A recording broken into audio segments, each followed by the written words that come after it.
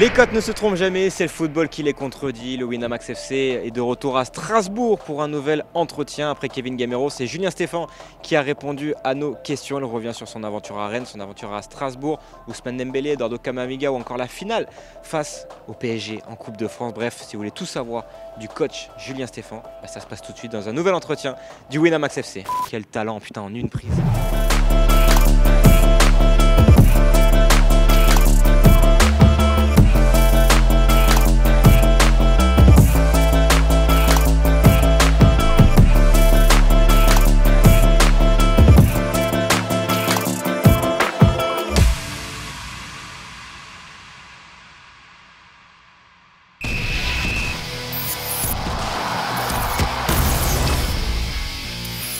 Julien Stéphan, merci beaucoup de répondre aux questions du WFC.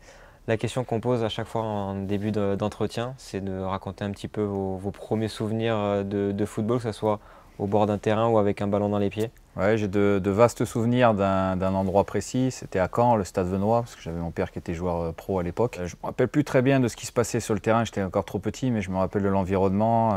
Il y avait un vélodrome autour du terrain. Je me rappelle de la forme. Voilà, c'est mes premiers souvenirs. Vous avez parlé de votre papa, justement, souvent.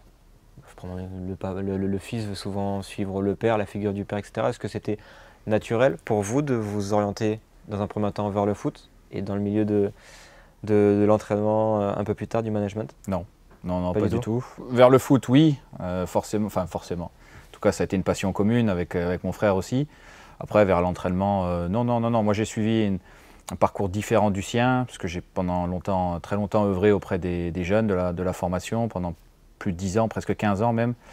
Donc c'était un parcours complètement différent. Justement, vous avez parlé de votre parcours, vous êtes passé par la formation, que ce soit les jeunes, que ce soit à Lorient ou à Rennes. Dans ce métier-là, j'ai envie de parler de métier, et c'est parce que c'est un métier, la formation et le suivi des jeunes.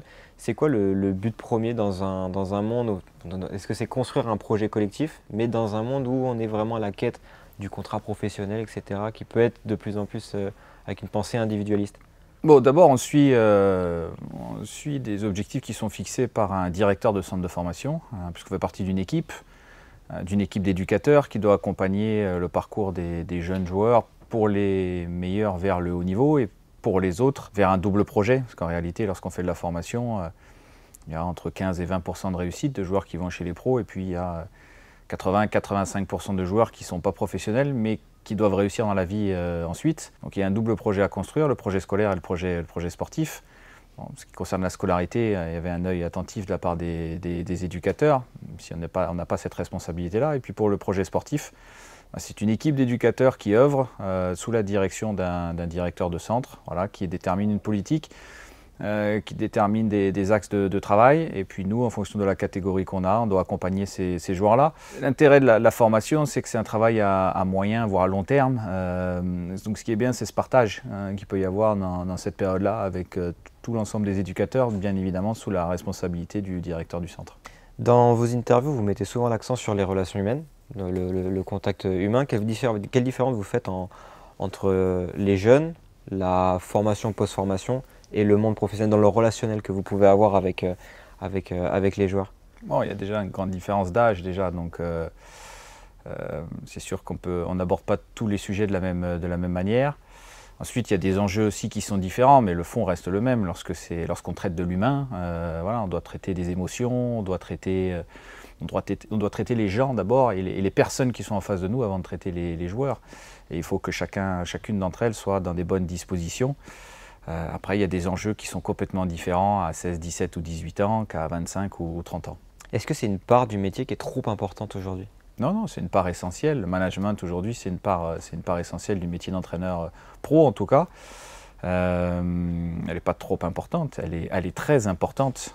Voilà, c'est pas trop, elle est très importante. Alors, on regarde un peu aujourd'hui le panorama du football français. Il y a vous, il y a par exemple Francaise, Monsieur Lebris qui fait de très belles choses aujourd'hui à Lorient. Vous avez des points communs, c'est de passer justement par la formation, carrière de joueur modeste. Est-ce que l'avenir du management français, il doit passer par là? Est-ce que c'est le chemin à suivre? Je ne pense pas qu'il y ait un chemin unique. C'est vrai que c'est deux personnes que je connais, puisqu'on s'est côtoyés sur les bancs. Alors jamais dans le même club, on s'est croisés entre Lorient et Rennes, puisqu'ils sont tous les deux passés dans ces deux clubs-là aussi. Avec Franck, on a 10 ans d'écart, il est 10 ans plus vieux que moi, mais on avait la même catégorie d'âge quand lui était à Rennes et que moi j'étais à Lorient. Il avait la même catégorie d'âge, donc on s'affrontait, on a échangé pas mal ensemble. Puis avec Régis est aussi plus âgé que moi, il a 50 plus que moi et on s'est aussi affronté. Puis on a passé un diplôme d'entraîneur ensemble pendant 2 ans. Voilà, donc ce qui est bien, c'est qu'à travers ces parcours-là, ça montre qu'on peut venir du foot amateur, en tout cas ce qui était mon cas à la base. On peut passer par les jeunes, par la formation, et puis ensuite avoir des débouchés chez les pros pour ceux qui en ont et l'envie et l'opportunité, puisqu'il faut aussi en avoir l'opportunité.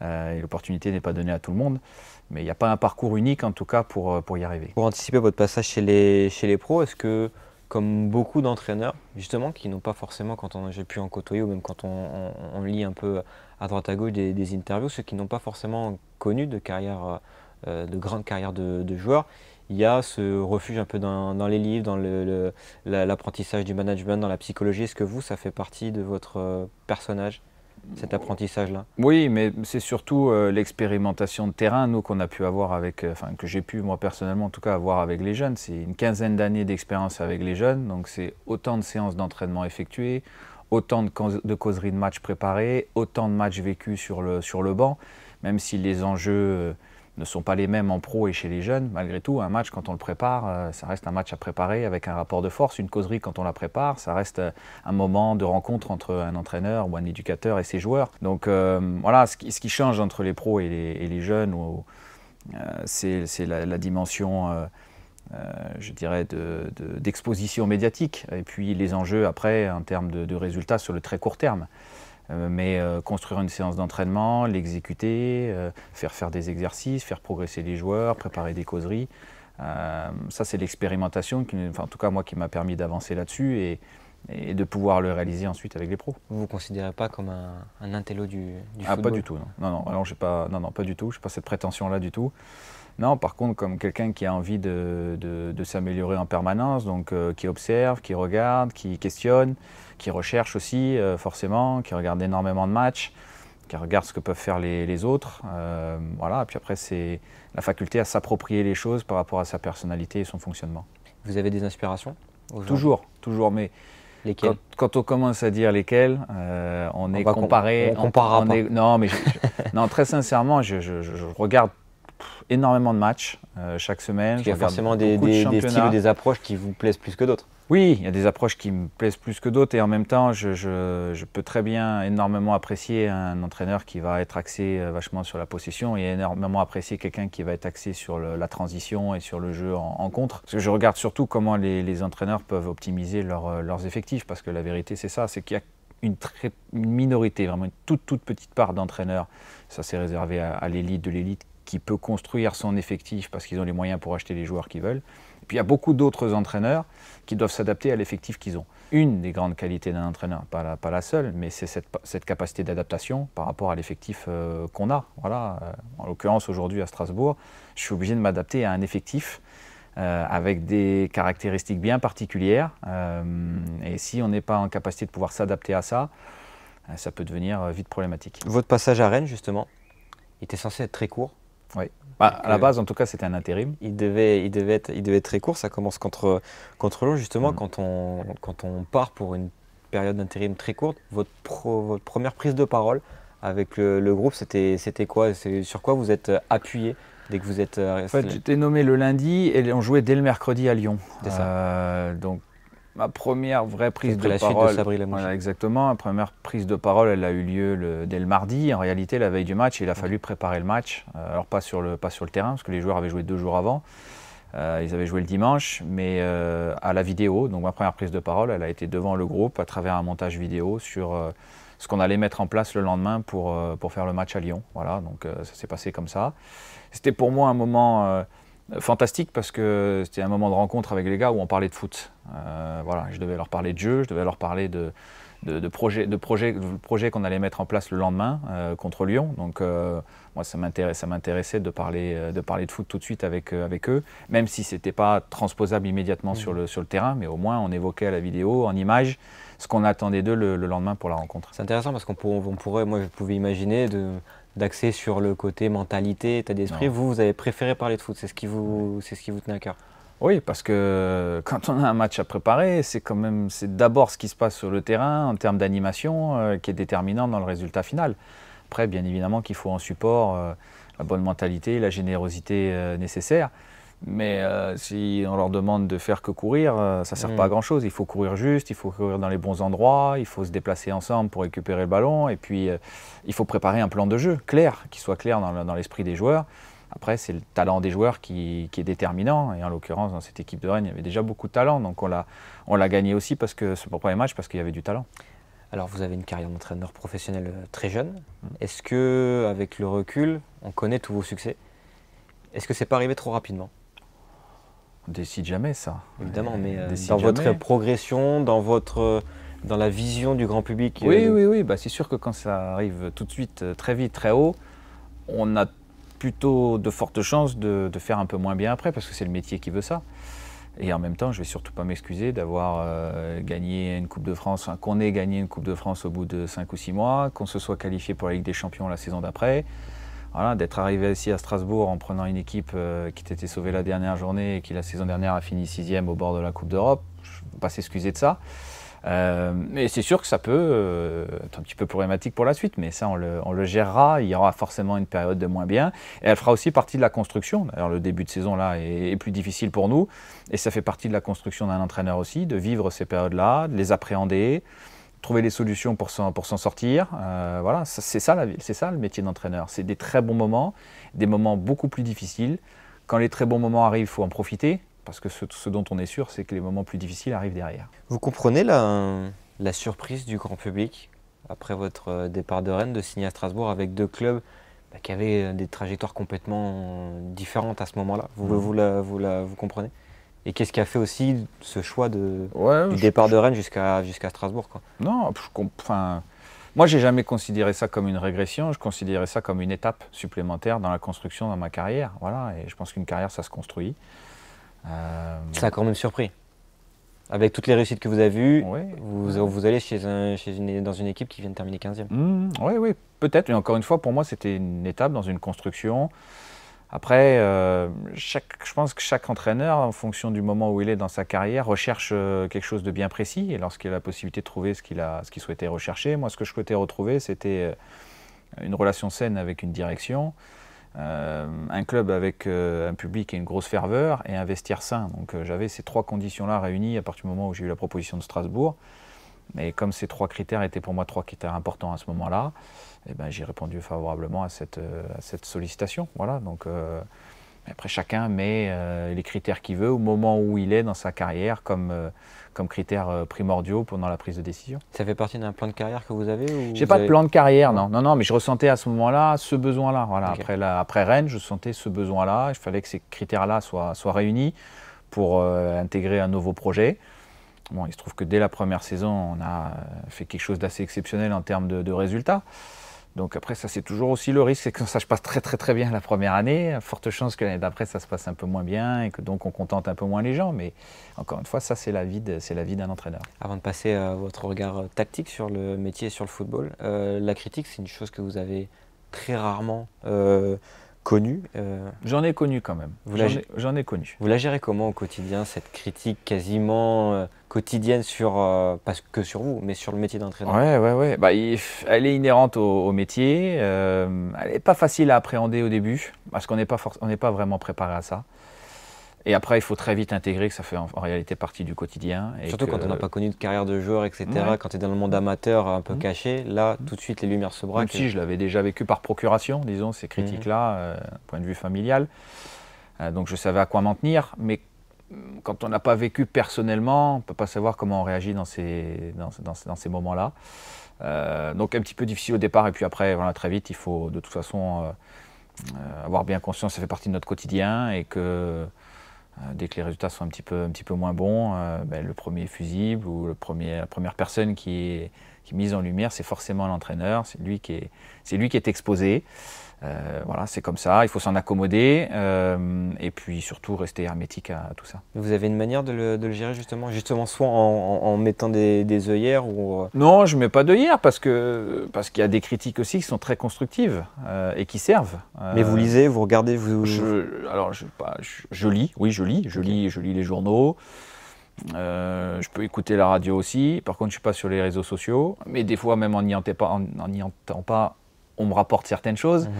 Voilà, donc après, il faut réussir à faire le tri. Mais encore une fois, il y a des critiques qui sont très constructives et il y a des critiques qui nous servent après dans la remise en question. Parce que ce que les gens ne s'imaginent peut-être pas, c'est que chaque minute ou chaque heure, on est dans la remise en question dans ce métier-là. Parce qu'on a beaucoup de décisions à prendre tous les jours. Et le soir, quand on se pose, quand on rentre chez soi, quand on fait le bilan de la journée, ben on est toujours en train de se questionner à savoir si on a pris les bonnes décisions ou pas. Donc on est tous les jours en remise en question. Ça, c'est permanent. Donc parfois, les critiques peuvent nous permettre aussi de nous remettre encore un petit peu plus en question, surtout lorsqu'elles sont constructives et intelligentes. C'est possible de faire cette remise en question seul? C'est pour moi absolument nécessaire. Et vous faites seul? Comment se remettre en question dans ce métier-là, qui est dans un bouillonnement quotidien, avoir la lucidité de se remettre en question seul, je trouve ça... Sur les décisions, en tout cas, qu'on a prises dans la journée, oui. Sur les décisions qu'on va prendre après, pendant le week-end, ou sur les décisions qu'on a prises pendant les matchs, on le fait à l'issue du match ou à l'issue du week-end. Et puis, on analyse tout ça, on voit ce qui a fonctionné, on voit ce qui n'a pas fonctionné. Ce qui n'a pas fonctionné, on essaie de ne pas réitérer les mêmes erreurs. Même si lorsqu'on a pris ces décisions-là, au moment où on les a prises, c'est qu'on estimait que c'était les meilleures en fonction des éléments qu'on avait à disposition. Et l'entraîneur, c'est quasiment le seul dans les prises de décision qui a tous les éléments à disposition, qui a tout à sa connaissance par rapport à ce qui s'est passé la semaine. Après, je pense que dans son développement personnel et oui, se faire accompagner par quelqu'un, c'est intéressant. Voilà. Moi, je commence ce travail-là aussi avec quelqu'un, voilà, depuis quelques semaines maintenant. Bon, en tout cas, moi, j'en ai ressenti le besoin, mais bon, je ne sais pas comment fonctionnent les autres.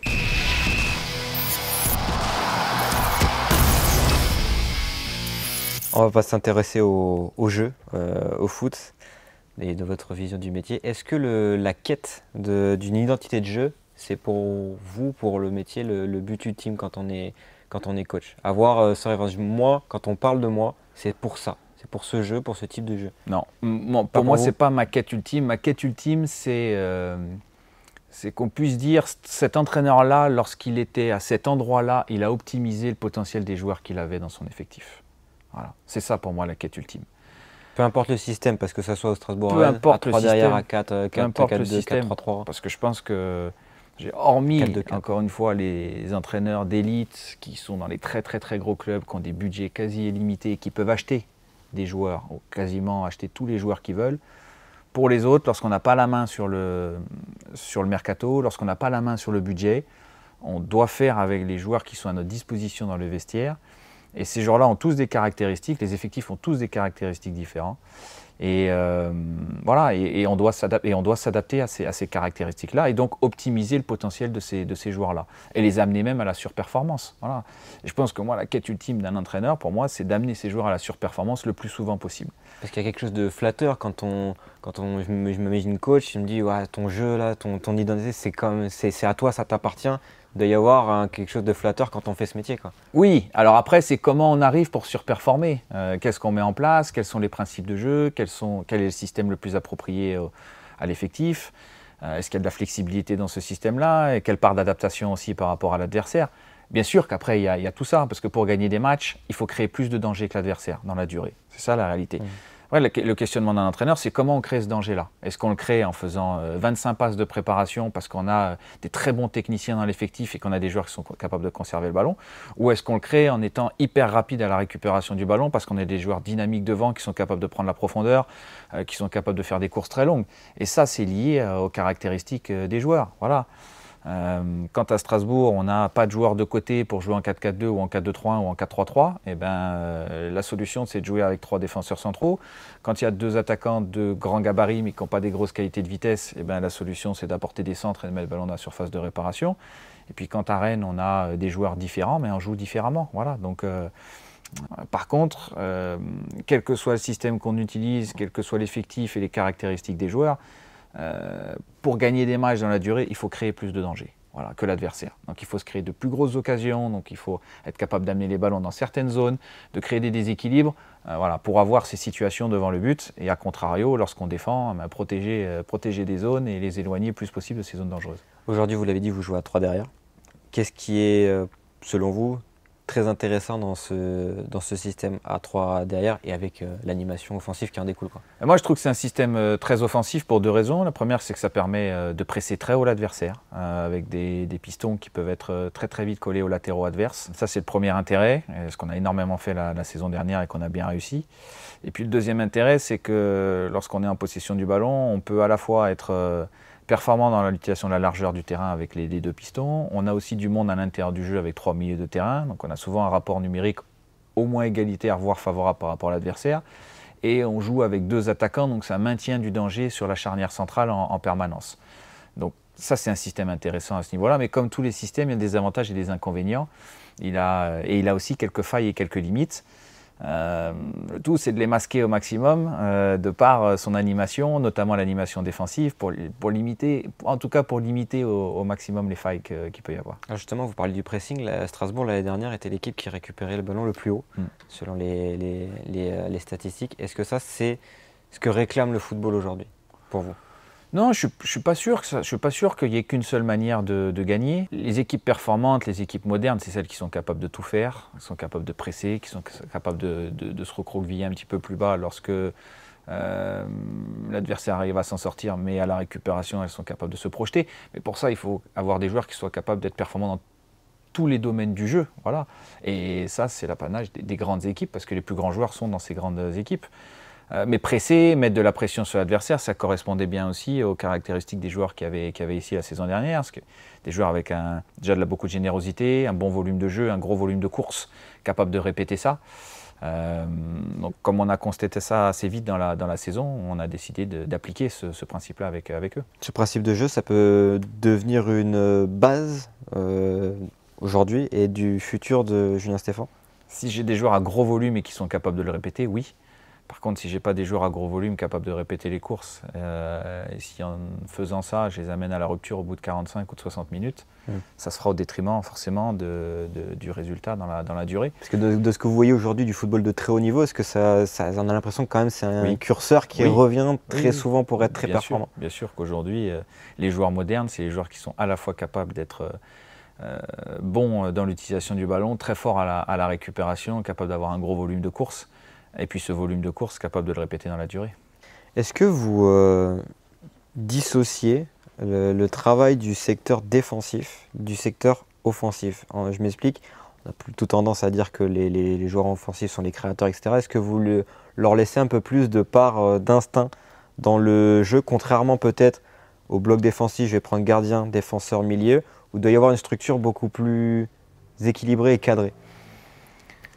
Il est clair que sur le plan défensif, il faut qu'il y ait des repères de jeu très puissants, très forts pour savoir si on presse, où on va presser, avec qui, comment on se déplace, tous ensemble. Voilà, ça c'est clair. Et qu'on soit haut sur le terrain, un petit peu plus bas sur le terrain, ces repères-là doivent être connus par tout le monde. Après, je pense qu'il y a 2 types d'effectifs. Il y a des effectifs avec des joueurs très créatifs qui ont besoin d'une part de liberté pour s'exprimer. Et puis, il y a d'autres effectifs avec moins de créativité et où il faut justement créer un réseau de passes beaucoup plus préparé et coordonné pour mettre à mal l'adversaire. À Rennes, j'ai eu des joueurs créatifs. Ici, il y a moins de créativité, donc il faut préparer davantage de choses collectivement en tout cas pour mettre à mal l'adversaire, avec des circuits de passe qui sont certainement plus élaborés encore ici que ce qu'on avait à Rennes. Donc il y a plus de tableau noir à Strasbourg qu'à Rennes? C'est pas du tableau noir, non, c'est encore une fois une adaptation par rapport à l'effectif, aux caractéristiques des joueurs, et puis à ce qu'ils sont capables de réaliser ou pas, et ce qui est le mieux pour eux surtout. Voilà, j'avais certains types de joueurs à Rennes, les enfermer dans quelque chose, c'était pas positif. Parce qu'ils avaient besoin d'une part de liberté, ils avaient la créativité, ils étaient capables d'éliminer 2 ou 3 joueurs et de donner une dernière passe.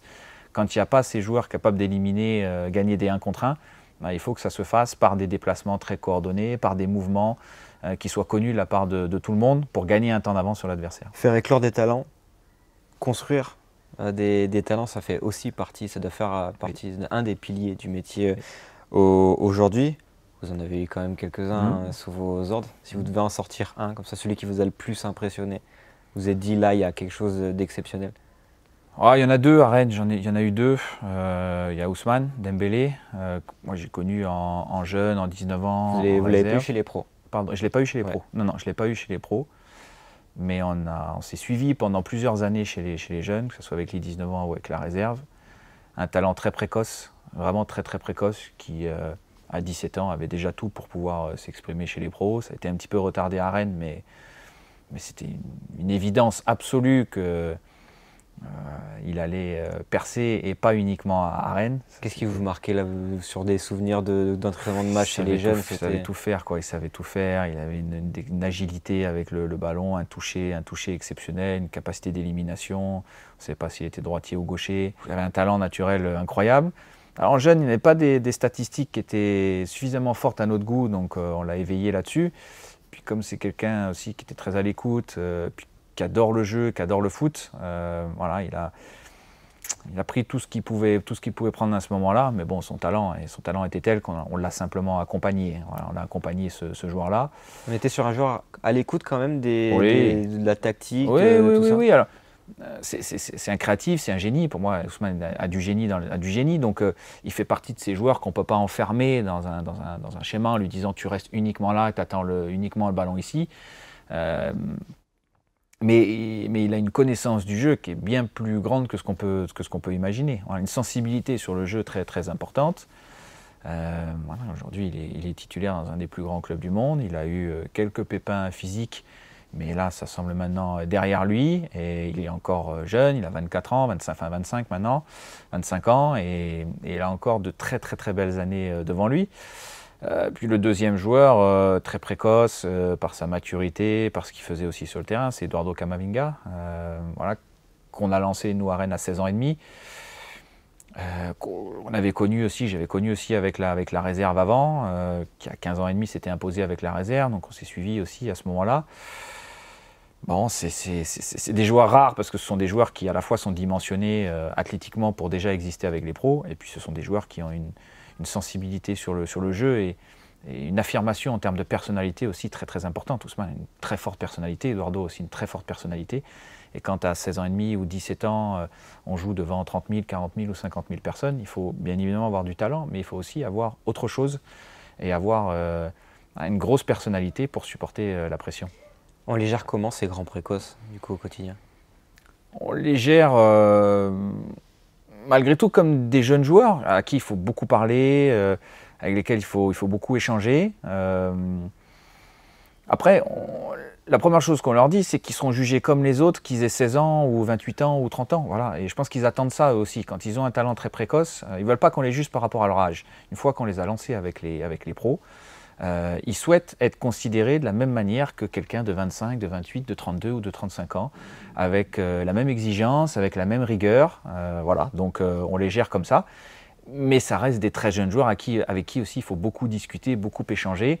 Parce que dans cette construction-là et dans ce lancement-là, il peut y avoir une période très forte où ça va très vite, très haut, et puis après un petit plateau ou une petite redescente. Et à ce moment-là, voilà, il ne faut pas qu'il y ait de doute qui s'installe. C'est logique dans la construction d'un très jeune joueur.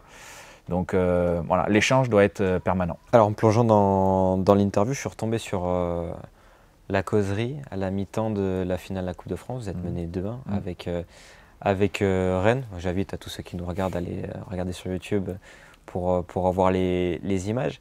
Est-ce que les causeries, ça fait partie aussi est-ce que vous les travaillez? Est-ce que ça fait partie de votre réflexion quotidienne, les causeries? Essayer de stimuler chaque match vos joueurs d'une manière différente? Je sais pas, par exemple, le documentaire Amazon sur Arteta, un coup il prend une ampoule, un coup il fait faire des exercices avec ses mains, etc. Est-ce que c'est quelque chose que que vous travaillez, vous avez envie de travailler un peu plus? Là, il y a deux types de causerie. Il y a la causerie qu'on prépare en amont, qui a lieu 2 heures avant le match. Et celle-là, elle est bien préparée.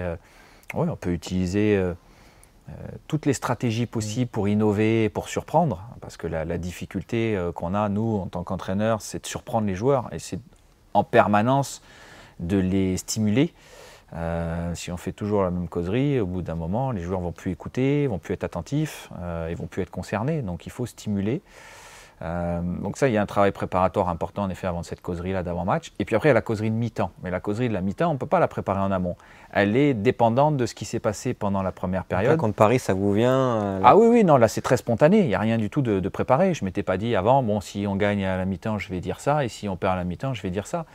Là, c'est complètement lié au contexte, à ce qui s'est passé pendant la première période et ce qu'on imagine sur la seconde période. Parce qu'à la mi-temps, il faut à la fois faire un très rapide retour sur ce qui s'est passé, mais il faut surtout être dans la projection de ce qu'on peut imaginer sur la seconde période. Voilà, ce n'est pas le moment de corriger ce qui s'est passé en première mi-temps, mis à la marge, mais il faut surtout essayer d'anticiper ce qui peut se passer sur la seconde période. Et en l'occurrence, là, à ce moment-là, on était revenu à 2-1 juste avant la mi-temps et je sentais que c'était un réel tournant, et que donc il y avait quelque chose d'exceptionnel à aller faire. Mais bon, oui, ok, ça a peut-être marqué. Moi, je ne la trouve pas très marquante, cette causerie-là. Celle d'avant-match avait été beaucoup plus marquante. En fait, c'est la victoire qui fait que… Oui. Celle d'avant-match avait été beaucoup plus marquante. Je pense que celle-là va être puissante. Celle-là, on ne la connaît pas du coup. Non, mais celle-là, elle a été secrète et elle restera secrète. Dommage. Mais voilà, tout ça pour vous dire que on a des moments d'intervention qui sont différents en fonction d'avant le match, après le match. C'est des messages aussi qui sont différents, des intonations et puis voilà, il y a un message qui peut être un petit peu modifié. Alors sans révéler du coup cette fameuse causerie d'avant-match contre Paris, mais sur quoi vous vous êtes appuyé justement pour… alors je ne vais pas dire faire croire aux joueurs que c'est possible, parce que tout est possible. Si, quelque part c'était ça. C'était… après il fallait se remettre dans le contexte du club aussi. C'était la 4e finale de coupe en 10 ans. À Rennes. Il y avait peur de gagner un peu. Il y avait eu 3 défaites, 2 contre Guingamp en Coupe de France en 2009 et 2014 je crois, et une défaite en Coupe de la Ligue en 2013 contre Saint-Étienne. Et à chaque fois, les 2 finales contre Guingamp, le club était favori, et contre Saint-Étienne, bon, c'était 50-50, mais voilà, c'était jouable. Et sur les 3 dernières expériences, il y avait eu 3 défaites. Et là, on jouait Paris, l'ogre parisien, qui n'avait pas perdu une finale de Coupe de France depuis je ne sais pas combien de temps, qui avait remporté, je crois, les 5 ou 6 dernières éditions. Et il fallait faire croire que c'était possible, ouais, mais avec une vraie croyance. Alors, on ne se disait pas que c'était du 50-50, mais peut-être qu'on n'était pas favori, on était outsider ce jour-là. Mais jouer nos chances à fond, parce que les chances, elles existaient. Et donc, oui, on raconte une histoire, en effet, avant un match. On raconte une histoire, mais à laquelle on croit vraiment. Voilà, on ne ment pas aux joueurs, on croit vraiment. On croit vraiment à cette histoire-là.